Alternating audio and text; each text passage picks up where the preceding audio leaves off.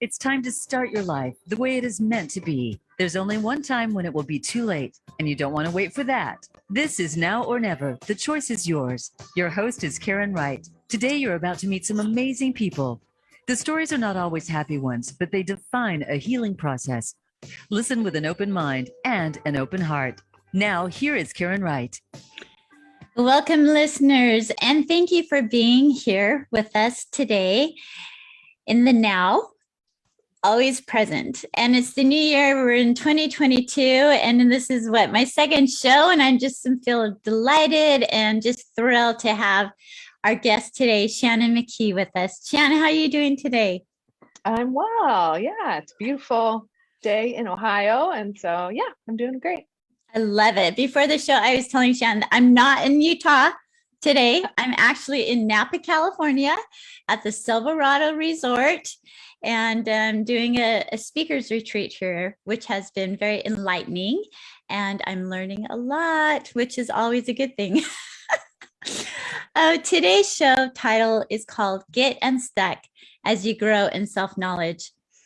Do you keep repeating the same mistakes or running into the same problems over and over again? Do you notice constant frustration with certain types of people?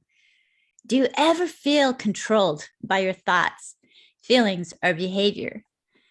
Today, Shannon, an Enneagram life coach who believes that the answer to these questions might lie in how well you know yourself. I will talk with her about self-knowledge and how a tool like the Enneagram can help unlock some core motivations. So I appreciate you, Shannon, being here. Did I say the word right? Enneagram? Yeah, you did. I'm so proud. Seriously. My had one. I've been going the whole time, Enneagram. She's a life coach. I just want to make sure I say it right because that is so important. And listeners, we begin the show. Again, thank you for being with us. I invite us to let's all get grounded and cross your legs and take a deep breath in, closing your eyes. And we're just going to do a couple of deep breaths here, allowing the breath to go all the way down into our toes, just allowing that breath in through our nose and then out through our mouths. Taking another deep breath in and releasing.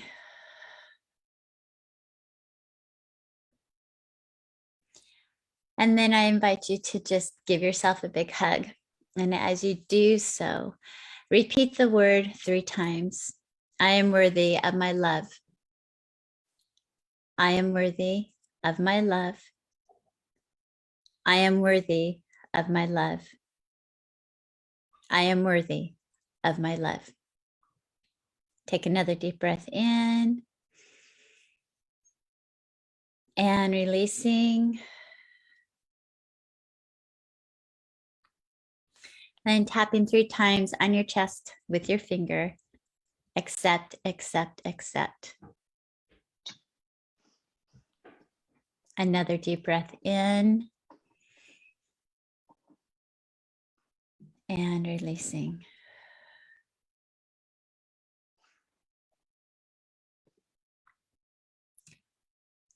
Listeners, I hope that you feel present. The importance of being present and just being for a moment as we take in those breaths, realizing how lucky we are to be able to do that at this moment, at this time. Each week, I love to read my affirmation cards. And as I sat down, I'm like, I forgot to bring an affirmation card for this week. Oh, man. And so this is my affirmation. And Shannon, as I read the affirmation or say the affirmation to you, I would invite you, if you would, to share what came to your thought. Are you good with that? Would you be able to, I always invite guests to lean in with your heart, open up with your heart as we speak so we can connect with the listeners. And I'm sharing this affirmation because this is kind of my theme for 2022. And the affirmation is, I will never divorce myself again. I will never divorce myself again. So as I read that, Shannon, what did you think of? What were you thinking of? Like, Right. I think what comes to mind for me is when I think of divorce, I think of like a break in something, like a relationship or whatever. And so if I don't want to divorce myself, I don't want to stray from who I really am and settle for being a caricature of that, but to really stick with who I am and be true to that and how I believe God has wired me and not stray from that. So, I love that. And it is. I mean, listeners, write that affirmation down. I will never divorce myself again. Put it on your mirror, put it on the sticky notes, wherever they are. But really think about this week. Like Shannon said, God programmed you a certain way. And being able to find that and sticking with it and not forgetting who you are and the importance of it. And to me, that's just been a journey learning. I think as women, Shannon, we tend to be givers. mm-hmm. And we give and we give, and we can, I always say I'm a chameleon. I can adapt to any situation and make people happy or try to make them happy. And realizing throughout the years doing that, I forgot what made me happy. And trying and finding that again. And of course, as we mature and evolve, things change. And what made us happy in the 20s is not what makes us happy in the 40s, right? Mm-hmm. And so the importance of that and evolving with that and allowing that growth to happen, I think it's really important. I want to introduce Shannon. She's got a great bio, so I'm going to read a little bit about Shannon, and then we're going to get going with this. Shannon is a mentor and communicator at heart. She has 30 years of experience coaching and mentoring women of all seasons of life. Her current endeavors have led her to become an Enneagram life coach, where she helps people get unstuck, understand their own identity and gifting, and experiencing transformation and growth as they gain greater clarity. Using the tool of the Enneagram, she comes alongside individuals, couples, and teams so that they can understand their own story and see a path of continued growth and flourishing. So I'm like reading this bio and what you read, and I'm like, oh, this goes hand in hand with the affirmation I just threw at you. Yeah, it worked perfect. Yeah, I thought it was wonderful. So yeah, and I was like, I didn't really go through the bio beforehand, so I'm like, okay, I want you to explain, Shannon, to the listeners, what is Enneagram? Okay, so the Enneagram. It's funny. I was telling Karen before the show that some people see the symbol because it's a 9-pointed diagram, and they think it's a pentagram or something crazy like that, but it's not. I promise. It is Ennea means 9, and gram just means graph. So it's a 9-sided graph, and it just illustrates 9 different personality types. And so by that, I don't mean that there are only 9 kinds of people in the world. There's variations within those personality types, but it just breaks it into 9 basic points. It's an ancient tool that's kind of evolved over time, different influences, and so it's really kind of come on the scene in the United States in the last, like, I would say around the 70s, and has slowly just been gaining familiarity. So, yeah. So what are the 9 different characteristics or traits, or what would you say, behaviors? Yeah, framework, type, whatever word you want to use to put it in. So there's 9 different types of people. There's the type 1 is a principled reformer. So that's a person who oftentimes is a leader. They desire good and work hard for good in the world. The type 2 is the nurturing supporter. And that person is an unconditional lover of others, very giving of themselves. The admirable achiever is number 3, and that person is a go-getter, loves the trophy at the end of the race type of thing. Type 4 is the introspective individualist, and their longing is to be understood. A lot of times there are artists and are creatives in the world. Type 5 is the analytical investigator. And that person is, they're like your personal Google. They love to do research and information and think deeply about things. Type 6 is our faithful guardian. That person is loyal and secure. They're the friend you could count on when everything else is going to crap, you know. And then type 7 is our enthusiastic optimist. They love adventure. And then type 8 is the passionate protector. And they're the person you want in your court because they love justice and they will fight for you.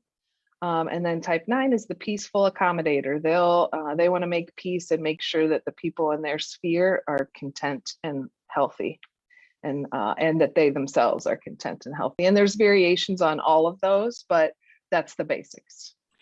So just like I'm putting you on the spot here. Yeah. That's okay. That's what I'm here for, right? What do you think I am? For as much as you know me. Yeah. I don't like to type people just because I don't like to stereotype them. But I would guess that you are a type 3 or a type 2, because you are very active and present and go after what you want. So you have that achiever kind of quality to you, but you're also, like you mentioned earlier in the podcast, a very nurturing, supportive kind of person. And so you take care of the people around you really well. So I would guess that you were somewhere in there, but. So so actually I wrote down 2 and 3 when you're going through it. Yeah. And maybe number 7. Yeah. Maybe it was 7 too, like a little bit of 7, that go get her. Live on the edge for a moment. How can people, like, if I really wanted to dive deep, what would I need to do? I mean, are there testing? How does this program look? Yeah.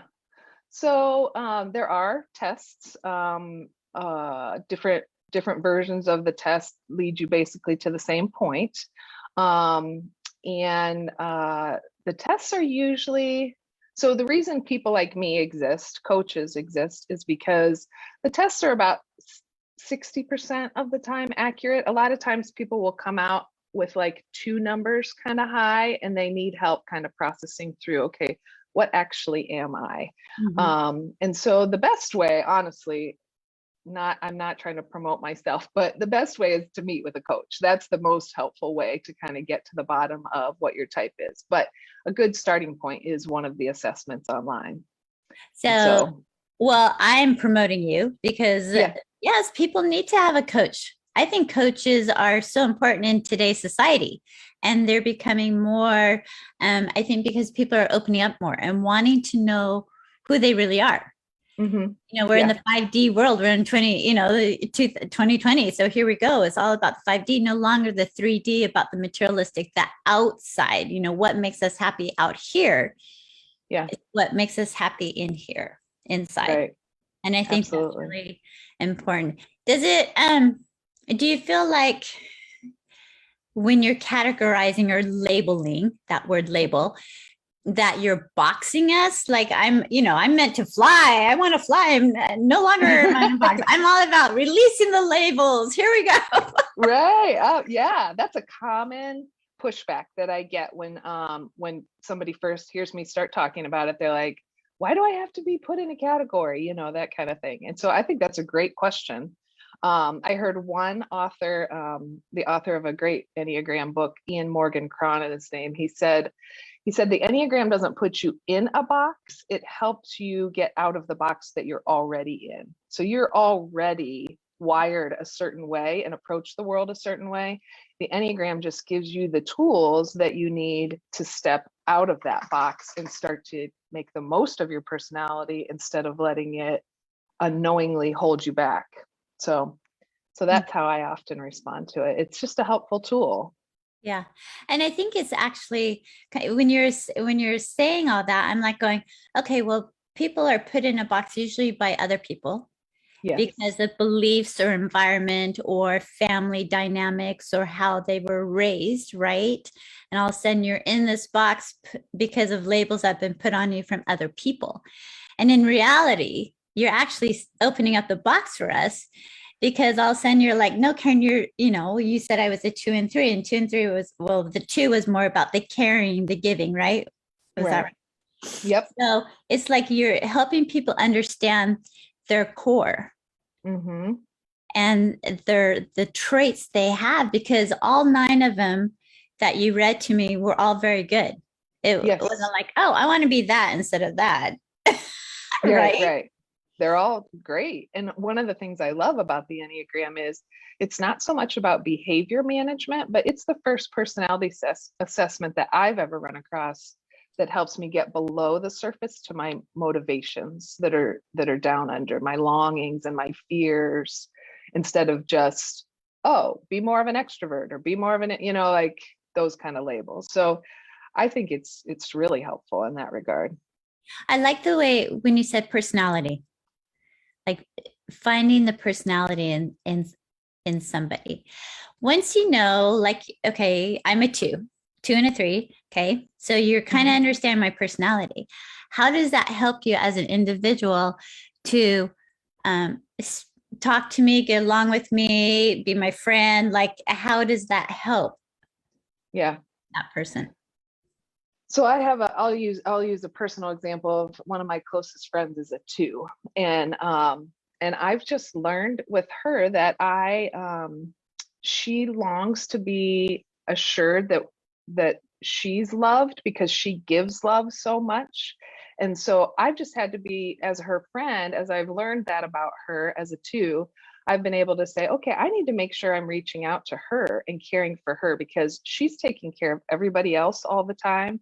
And one of the ways I can communicate love and affection and care for her is to make sure I'm touching base, even if it's just a quick text during the week to say, hey, I see you, I love you, that kind of thing, and check in with her. And so it's allowed me to become better in those relational spheres as I understand how not just how I'm wired, but how the people that I love are wired as well. So yeah, I think that's important, especially because you mentioned in your bio that you work with companies and couples, teams, and the importance of that. I think when we come back after, we're going to go into break in just a moment, but I would love to hear with the couples, like how maybe some of your experiences that you've had with different couples, and just kind of like, and planting the seed. So when we come back, you'll be like going, okay, I got some good examples, but even some that maybe didn't turn out as good as you wanted, or turned out better than what you wanted, right? So we see maybe a contrast of what can help, because I think sometimes as individuals and as humans, you have to be pretty vulnerable to really accept or open up and let people know, hey, I'm a 2. This is what we're saying today. I'm a 2 until I take the test. But when you said you reach out to your friend and you just reassure her, hey, love you, thinking about you, sending you love and light. I'm always like, sending love and light. You know that. Right, right. Love and light, love and light, love and light, like sending it out there. And the importance of it, giving it back to her. But sometimes I think, if people know, oh, Karen just needs some love because she's in, right, they might look at me like I'm weak. Yeah, that's a great point. And so when we come back, I would love to maybe dive a little bit about that and understand a little bit more. So we'll be right back, listeners, with Shannon McKee after this break. Stay tuned. Okay, good. We're all clear. Back in about 2.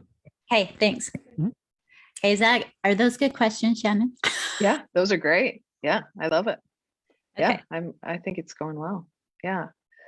Do you feel like it's going? I mean, you do this all the time with people, so I don't know, Yeah. No, what I love to do is like I look at your questions, and then I ask questions that I want to know, because I'm intrigued, I'm totally intrigued about the couple relationships. Yeah. And even in a environment, work environment, when you have people working together on teams, knowing that one might be the, I call them the chief, or have all the feathers in their head, and then they have their tribe they want them to work for, little Indians or whatever. But I think a lot of times it's important to understand the personality. And I love the fact that it's personality type. Mm-hmm. Yeah. Important. Yeah. I love it. It's really been fun starting to work with people and seeing how it comes together, how people understand each other better. And yeah. I think it's good. So. I know. I think you're going to have to work on me. You're hilarious. I'll be curious to see if that's really, as where you end up landing is a 2 or a 3. But those are the ones that I, when I thought about you. Yeah. I know. I wrote down 2 and 3, and then I think it was number 7 too. Yeah. I could have been. And I'm sure there's a mixture. Like I've done the colors, like you're a yellow and a white with a little sprinkle of blue or whatever, and that, right. The day when I was in corporate. And so it was kind of like, oh, okay, that's good to know type thing. Mm-hmm. And this is just something like that is how I'm looking at it. Yeah. Yeah. So that'll be good. Think we'll be coming back here in about 15 seconds. Okay. Sounds good. Thanks, Matt.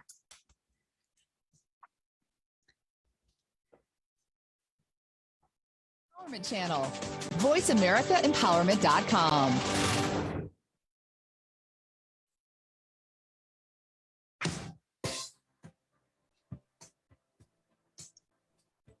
You are listening to Now or Never. The choice is yours. To connect with the program today, please call us at 1-888-346-9141.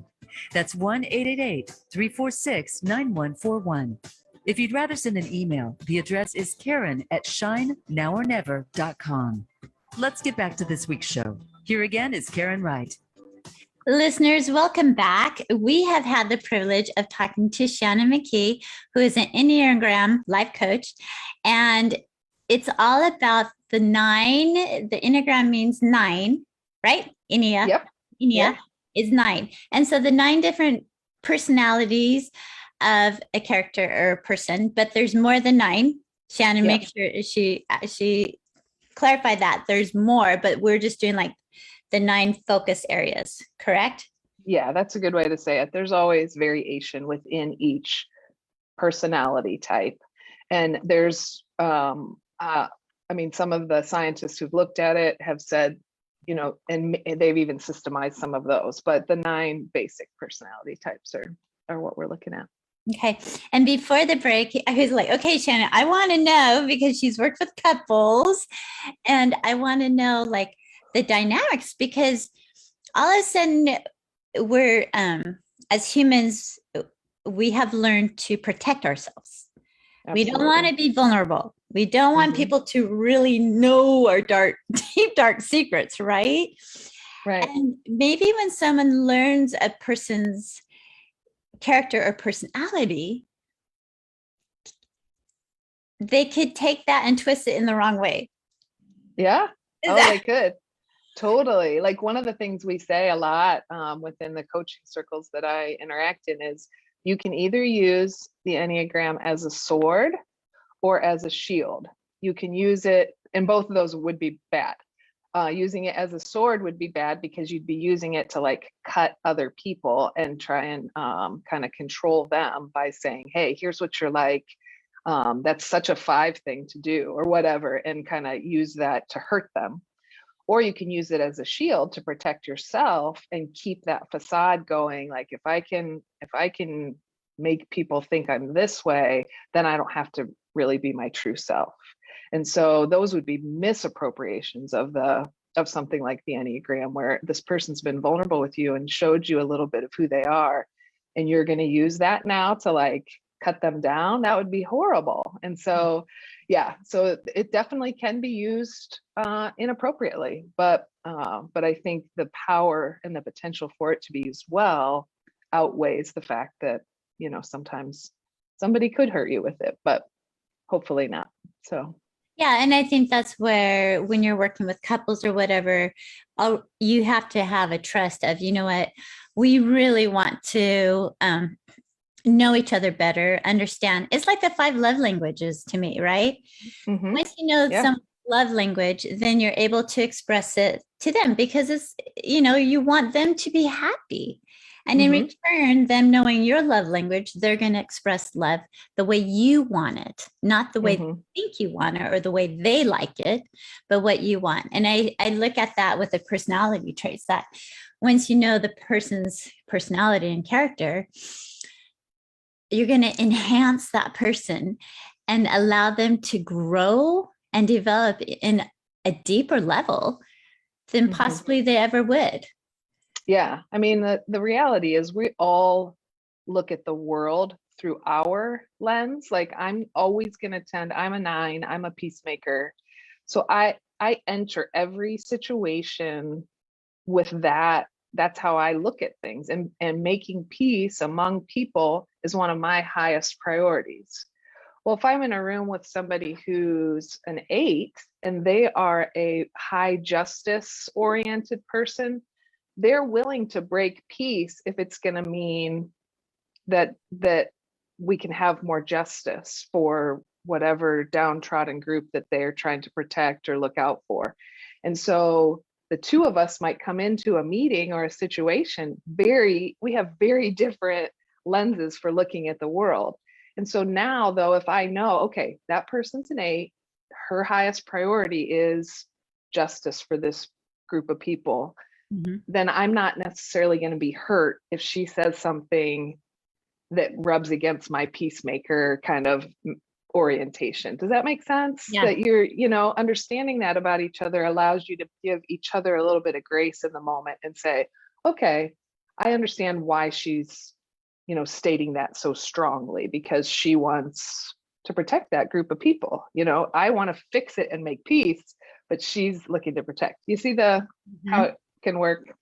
Yeah, no. And then with couples, so it's kind of the same thing. I know you said you worked with couples and, do they come to you because they're intrigued and they want to learn? Do they come to you because they're struggling in their marriage already? Like, I'm sure there's all forms, but what's like not the most popular, but yeah, kind of what do you see more? People already getting along and they come to you, or people that are struggling going, okay, let's figure out who we are and have Shannon help us? Yeah, right. I haven't so far I haven't coached anybody who's in like terrible crisis, like this is our last ditch effort to fix it kind of thing. I haven't been in those settings yet. I'm sure that will come in time, but because every marriage goes through hard patches, right? And so I'm sure I will, but so far mostly what I've done is just come alongside people and help them. Sometimes, you're both talking, but you aren't hearing each other. And so I don't take the place of a counselor or a therapist per se. I don't have a degree in that, but I can be a stopgap to kind of help people with. So usually they're not totally on the rocks. It's them wanting to make their marriage a little bit better, to grow in understanding each other, that kind of stuff. So that's where I've most often worked with people. Okay. Which to me I think that's great and it makes sense. And like you said, you're not a counselor, you're not a therapist, but you do understand the personalities. And you made such a huge, when you said sometimes you're not listening to what people are saying, like really listening. And it's so funny. I remember going to counseling before I got divorced with my ex now. But the counselor looked at us and he goes, you have 2 ears and 1 mouth for a reason. Quit talking, start listening. Right. And I was like, okay. When you stop for a minute and you think, well, I was listening, but it was my interpretation of what I heard. Yeah.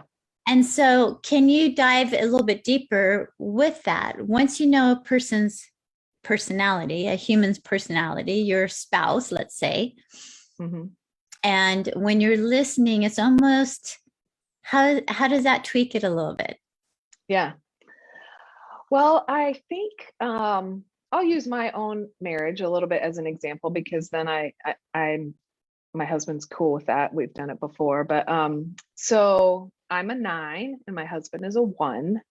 And for years and years and years of my early developmental years as an adult, I compared myself to him, because he is a 1 is the moral perfectionist, or the reformer. And so a 1 will walk in, this is the 1 is the kind of person that will walk into a restaurant and can see all the ways it could be better. Like, that's just how they go through life. It's not a choice necessarily that they're making. They're not trying to be uber critical or what, but they just genuinely can see, like, oh, if they moved that table over there, that would work. They just go through life like that.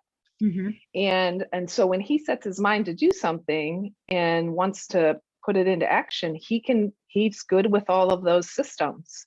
And I am not. And so I will open the same broken drawer for 10 years and never bother to try to fix it. You know what I mean? And so for me, understanding how he was wired, I used to feel like he was super critical of me because he would walk into the kitchen and see a better way to do something or whatever. And so I always felt like I was kind of on trial. Well, when I started to understand this about him, and not that that gives him a license to just be critical all the time, I'm not saying that, but when I started to understand better, like, okay, he walks through life like this, like these things are constantly screaming at him all day long. It helped me to understand that he's not necessarily going at me, you know what I mean? But that he's just looking at life like that. And so he has his assignment to learn how to deal with that better and how to reel that in and not be so critical all the time. And I have my assignment of learning to assert myself and say what I really think instead of just going with the flow all the time. And so we both have things we can work on, but understanding each other a little bit better helps a ton with those moments where it's like, why would you even do that? I don't even understand where that came from. But now I have a context for it better. And I like that because you're becoming more the self-aware, right? Yes, exactly. Of yourself, but each other. And then that allows the growth and development as a human. You have a question here. I'm looking at this. Does the world really need more navel gazing? What is navel gazing, Shannon? Oh, sometimes I feel like our world is we're so prone to be selfish in the first place. Like we're prone to look out for ourselves because who's not gonna, I gotta look out for number one, right? So we're prone to do that. And so sometimes I think we can get kind of lost in a spiral of like, who am I? What am I doing? And so I think that can be unhealthy at times if we're too focused on ourselves all the time and we're never looking out at the world around us. Like, how can I use my gifts to bless other people, not just serve myself? And so when I think about navel gazing, I think of like somebody they're just always looking inward at themselves and never turning to look outward. And I think there needs to be a balance of both. Like, I need to be self-aware and have understanding of who I am and how I'm wired. And that blesses me, but then I'm not just here to be an individual, I'm here to be part of a community. And so how can I also serve and bless others with the way that I'm gifted and wired? So instead of being navel gazer, navel gazing, will be navel seekers, navel right. That's hilarious. Navel reachers. Right. Well, and I think that's a really good point to make, Shannon, is that, whether you're religious or not, spiritual or not, but when you're of service to other people, you're out of your mindset because you're focused on someone else. And when you're in service of someone else, you're also in service of yourself. Yeah. And so to me, service is a win-win for people, those that are giving and those that are receiving. And I think that's really important in today's, environment, especially, people are coming back out from COVID. And this is my first time traveling since COVID. And I'm like, whoa, I feel so like alive and free again. It's like, oh my gosh, this is like, it's like a whole new world, like Aladdin. I'm flying on the carpet going, it's a whole new world down there. It's like beautiful. And being like just walking around the resort and smiling and saying hi to people and interacting with the workers around here. And just like, I've been like on cloud 9. And it's just so simple. You don't have to travel to do this. You can go to the grocery store and realize, oh my gosh, how lucky are we now? Like we can go out and we can uncover our faces when we're in a restaurant or things like that are happening, and being able to smile. To me, smiling is the easiest way to be of service to somebody else. Mm-hmm. Plus, it's great endorphins for you too, and good muscles. Like it helps with the lifting the muscles in the face and Right. It's all around a good thing. Yeah. I mean, I think we were made to live in community. And I think that's why the last 2 years have been so hard on people, is all of a sudden they've been in these very isolating environments, or they walk past somebody and their face is covered and they can't even see what their expression is like. Like I walked past somebody recently who is a friend and I didn't recognize them because they were masked.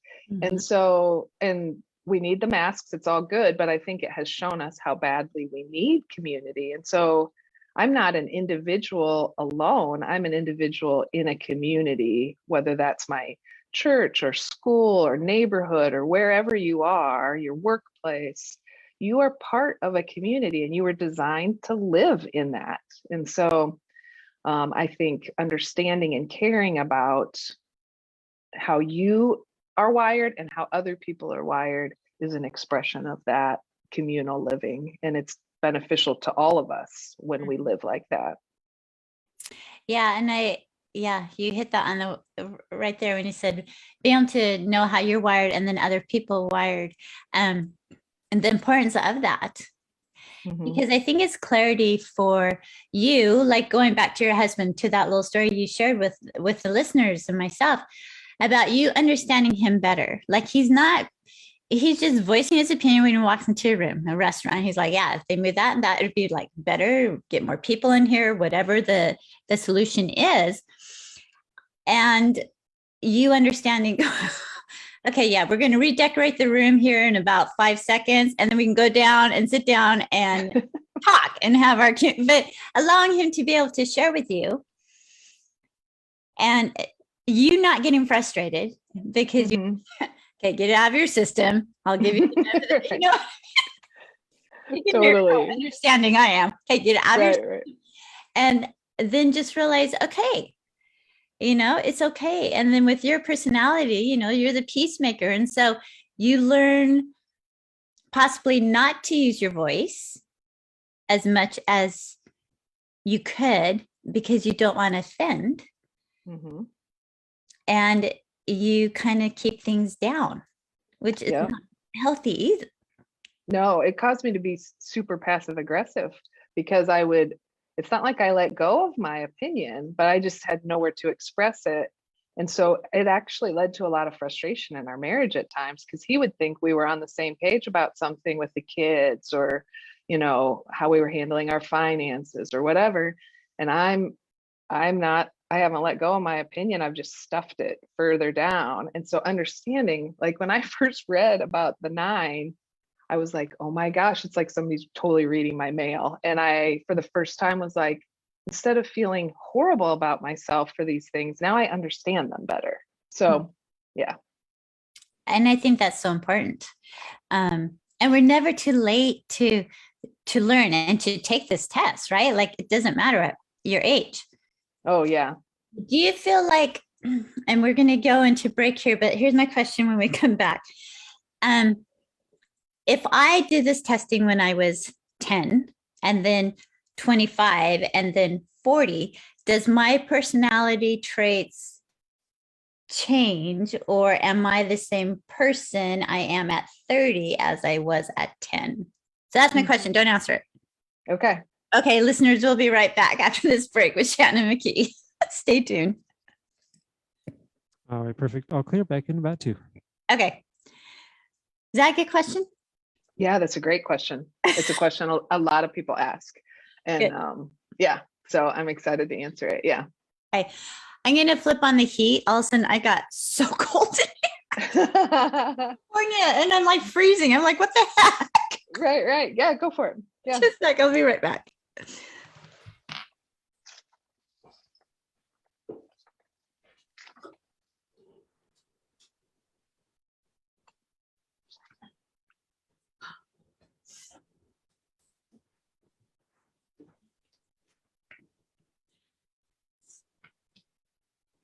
Okay, I was looking at the thermostat and it was dropped down to 69. I'm like, well, no wonder I'm cold. Right. Oh, I'm freezing. right. Are you doing are you doing like clients on a regular basis now? Like sign up? When we come back after this break, Yeah. I want you to share how people can get a hold of you. Okay. Yeah. So share your information, things like that. Because this is about you and developing, your business and things like that. So we want to make sure we highlight that. And then my question is like, yeah, how many people do you do? Like, do you have a lot of clients right now, or are you like really busy doing it, or you're taking on clients? I'm taking it on slow because I just officially started the business back in like November, December. I had been doing coaching here and there prior to that, but it's really taken off more in the last couple of months. And I'm finally, my website is not up yet, but it will be in the next couple of days. And so, yeah, so I'm doing 2 or 3 people at a time, and then developing some workshops. So, good. Yeah. Coming back in about 12 seconds. Okay. Thanks, Matt. Yeah, no, I think that would be really good. When I do my retreat in September, I would love you to come out for it. Oh yeah, that'd be fun. Right. And have my people do the testing and then talk through. Yeah, that'd be fun. That'd be super fun. You are listening to Now or Never. The choice is yours. To connect with the program today, please call us at 1-888-346-9141. That's 1-888-346-9141. If you'd rather send an email, the address is Karen@shinenowornever.com. Let's get back to this week's show. Here again is Karen Wright.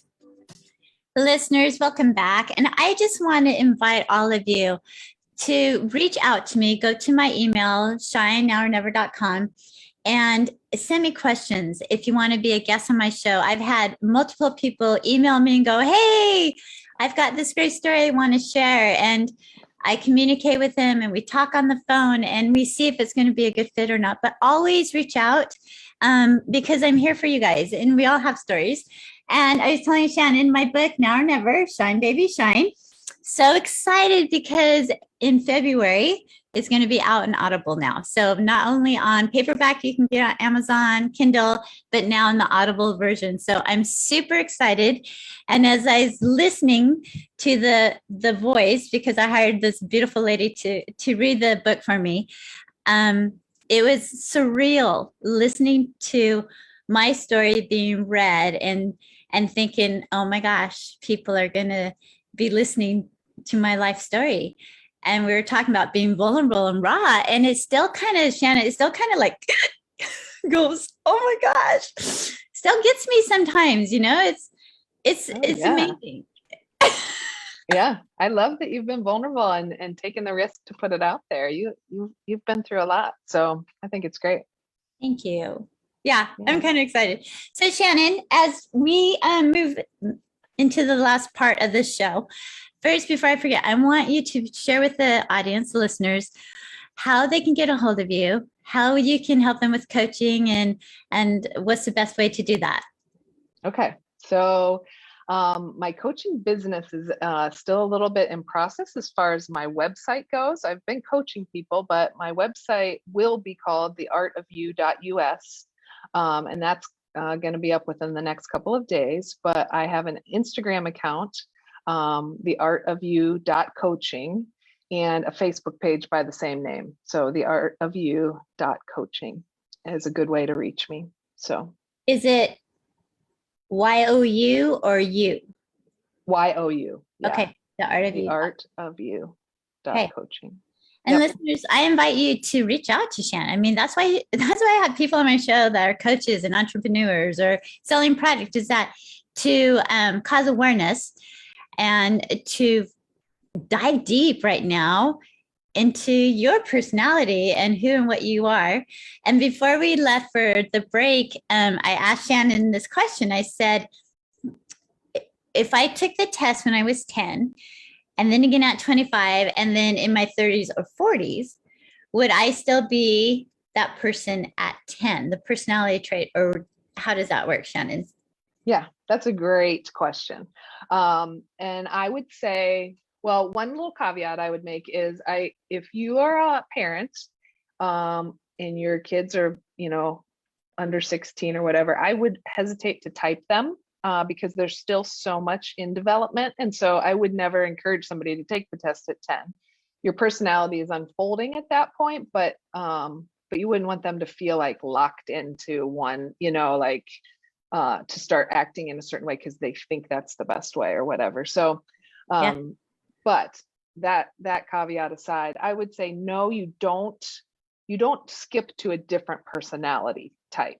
You are, I've been a 9 my whole life, and that's not going to change. What changes is, as I better understand who I am and how I'm wired, and I understand those core longings and the fears that I have that are motivating my behaviors, I'm growing and transforming. And so I'm becoming a healthier version of myself as I understand those things better. And so while I'm still a peacemaker, and that will probably always be true of me, the experts say you don't jump from personality type to other personality type, but you learn to utilize the other personality types in a way that serves you, like as far as your own development goes. So sometimes it's really helpful for me to pull from Rick's, because he's so good at systemizing things.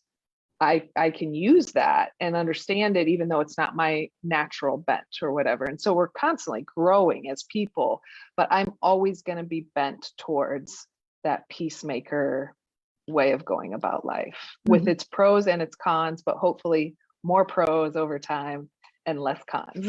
Right. So right. Yeah. No, we talked about that, how as peacemaker, you don't always use your voice, and how important it is to be able to be aware of that, and that you can express yourself in that moment in a nice way. You don't have to, like you said, sometimes you can be passive aggressive, which a lot of us are, because we haven't learned to use our voice. And that's really important to do. But understanding your personality, then you can be like, oh, okay. So yeah, it's kind of me, but I can, I have the choice now because you are aware. Exactly. And when you're not aware, you don't even know that you're doing these behaviors. A peacemaker is part of there's different triads within the Enneagram, and a peacemaker is more likely to withdraw. They're in the withdrawn stance instead of the aggressive stance.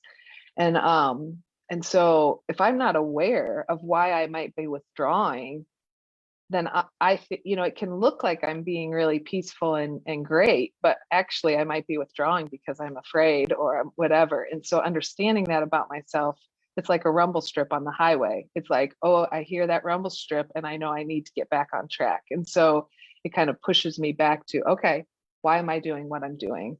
And I think that's where it becomes really helpful. And then, so with your program, Shannon, is it like a one-stop shop, or is it like, okay, you're going to work with me? If I were to sign up and say, hey, I want you to coach me, we take the test, do whatever, is it like over a month process, or how do you set up your program for people? So I typically will meet with somebody once initially to just kind of to talk about their type and to help them better understand and make sure that we're on the same page. And then if they love what they're learning and want to take it further, I usually do a 4-session package after that. And it gives them a chance to dive a little bit deeper and understand, where do I go when I'm stressed? Where do I go when I'm really healthy? What do I, what are my tendencies? And how can I actually have a path towards growth?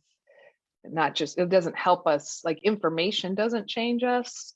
life and time and transformation is what we want. And so to know that I'm a 9, okay, whatever, that does nothing for me unless I figure out how to use that well. So yeah, so the 4 sessions help us go there deeper. And then after that, I'm just available, time to time for people that want to interact more.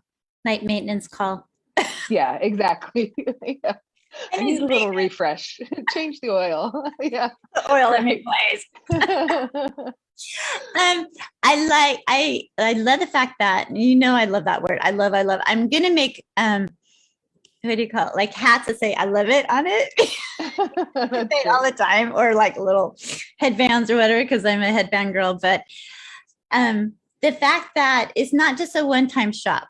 I think you hit it on the head when you said it's important to understand, okay, you're a 9, but in everyday life, when you're high or low, whatever's happening, how can you take understanding you're a 9 and help you get through crisis that happens?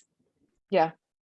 Even for setting goals, we're at the beginning of a year, and I've been thinking through, okay, now that I better understand myself and have a greater awareness, I don't need to take somebody else's goals on to who I am. I need to figure out what's going to best serve me for this year. And so choosing my word for the year, like I chose the word move because I feel like as a peacemaker, my tendency is not to move and take that action step. That's why it's taken me a little while to get my website done, because I'm kind of scared to put myself out there. And so, yeah, even developing goals and moving the next step, I feel like is all helped by better understanding who you are and how you're wired. And I love the fact that you have your word for the year, to grow. I mean, I do that, but or move. It was move. You said move. Yeah. Move, yeah. And I think that's really important. Can you tell the listeners your view of that? Like you find a word, and there's so many words out there. How can someone pinpoint a certain word for them for the year? Yeah. Well, I feel like there's so much to be said for self-examination and self-reflection, and kind of being able to assess, well, like, okay, here's where I'm at. Here's what needs to happen over the course of the next 12 months, 6 months, whatever you want to say. Mm-hmm. There's nothing magical about the change of the year, but and to know, okay, these are some things, there's a theme here of things I want to grow in. And so for me, it was that idea of action or movement, that I don't want to stagnate. And so I picked a word that would kind of encapsulate several of my goals, but be a motivator for me all year. So it's not, you look at a list of goals and you can have, 3 to 5 things there. But if I have one word, it just kind of helps me grab onto that and remember it easier than remembering all 5 of my goals. You know what I mean? And Right. So, yeah, it's just that intention. It's taking that intention and moving forward with it. And I think that's important, especially we're in the new year, 2022. I've been talking about affirmations, talking about manifesting, doing your vision boards. I've got a class coming up in February on vision board and the importance of it, and actually meeting together with women and doing it. I'm so excited. We're going to the library, people, and we're gonna do our vision boards. But coming in an awareness of thinking about, okay, what is my word? What is important to me for this next year?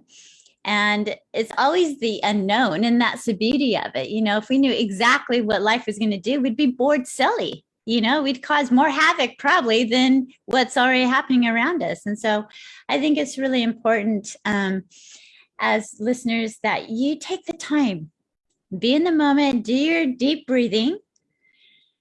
Just let life put your ego behind you. I'm always swooping my ego behind me, getting it in the back seat, but just taking the moment for yourself in the next week and just, what is your word? And then reach out. I invite you, reach out to Shannon. We have her theartofyou.us. And reach out to her, set the time with her. and find out your personality trait. You might think you know it, but you could be a hybrid. You could be a couple different ones, and figure out which one's more dominant than the other, and how to use that for your best and help people around you understand you more so. Again, the affirmation for today is, I will never divorce myself again. And Shannon, before we leave, we have just a minute. Is there like a word of advice, something you want to share with our listeners just to inspire them before we close today? I really think that we are all uniquely wired differently, beautifully created that way. And really learning that about yourself is a beautiful thing, and beginning to identify that, and it'll help you in all the areas of life going forward. So that's my encouragement. I love that. Thank you, Shannon, so much for spending the time with the listeners and I today, and sharing your thoughts and your knowledge of understanding the personalities and these tests that we can do and understand us. Remember, the breath is a gift of life. Choose now and live. This world is not for sissies. We are here to experience our own story as we each walk our personal journeys. Have an amazing day, and thank you for choosing to be here now. Until next week, sending you all love and light. Terrific show. All clear. Okay, thanks, Matt. You're welcome. Thank you. Have a great rest of your day, ladies. Okay, bye. Thanks. All right, that was good. Good job. Great. Good to know. I haven't done a lot of these. I was on Rebecca's show once, but otherwise, so yeah. So I enjoyed it. I'm thinking we get you can be on again. Yeah, that'd be fun. 6 months down the road. But I am serious about the retreat, having you. I'm doing it September 9th through the 12th. Okay.